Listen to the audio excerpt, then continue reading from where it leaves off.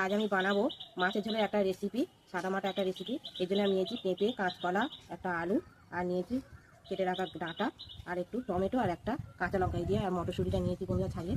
এই দিয়েই আমি আজকের মাছের ঝোলের রেসিপিটা করছি। হয়ে এসছে, আগে এই মাছটা ভেজে নেবো। একটু কড়াই তেল দিয়ে দিচ্ছি। তার জন্য এইভাবে আস্তে আস্তে আগে গাড়ি করতে হবে। দিচ্ছি এইভাবেই তোমরা দেবো। আমার মাছ ভাজাটা হয়ে গেছে, এবার আমি তুলে নেবো। আস্তে আস্তে এইভাবে তুলে নেবো। দিয়ে দিচ্ছি দুটো তেজপাতা, আর বন্ধুরা দিয়ে দিচ্ছি একটু আদা বাটা,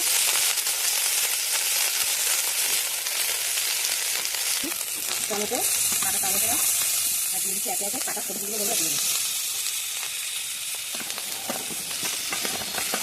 বন্ধুরা আমি এখন ডাঁটাগুলো দেবো না, ডাঁটাগুলো আমি পরে দেবো না, আমি এখন একসাথে দিয়ে দিলে বন্ধুরা তাড়াতাড়ি এগুলো গলে যাবে। দিচ্ছি 1 চামচ লবণ, 1/2 চামচ হলুদ, 1/2 চামচ ধনে গুঁড়ো, আর অল্প সামান্য লঙ্কা গুঁড়া করে দিয়ে দিচ্ছি। এই কেটে রাখা ছাড়িয়ে রাখা এবার আমি দিয়ে দিচ্ছি ছাড়িয়ে রাখা মটরশুঁটি। বন্ধুরা আমার কষানোটা কাজ হয়েছে, এবার আমি দিয়ে দিচ্ছি বন্ধুরা এই জিরে মরিচ বাটা।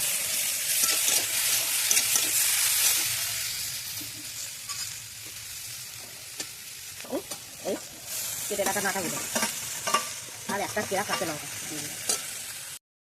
এই যে বন্ধুরা আমি এই 1 বাটি এই গরম জল দিয়ে দিলাম। আপনারা গরম জল দিয়ে দেবো, আর এই দিয়ে দিচ্ছি 1 বাটি গরম জল, 2 বাটি গরম জল দিয়ে দিলাম।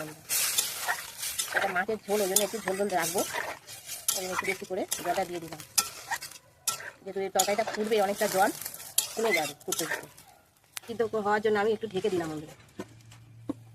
বন্ধুরা এবার আমি ঢাকাটা খুলে দেখবো আমার সিদ্ধটা হয়ে গেছে, 4 মিনিট মতো হয়ে গেছে। এবার দেখি,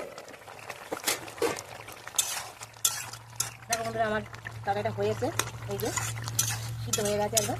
এবার আমি ভাজা মাছগুলো আপনাকে দিয়ে দেবো। এই যে ধুয়ে রাখা মাছগুলো দিয়ে দিচ্ছি।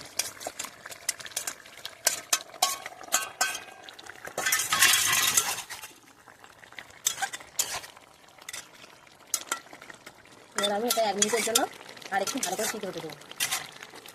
হয়ে এসছে, এবার আমি নামিয়ে নেবো। দেখো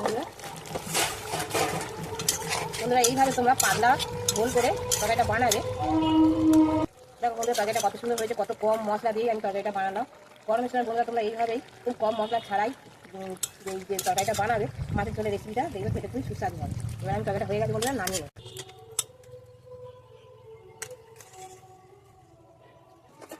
এরকম তোমরা ডাঁটা, পেঁপে, কাঁচকলা দিয়ে আর কয়েকটা মটরশুঁটি দিয়ে মাছের ঝোলের রেসিপিটা বানাবে। গরমের সময় খেতে খুবই সুস্বাদু হয় বন্ধুরা। আজ আমি বানাবো মাছের ঝোলের একটা রেসিপি, সাদামাটা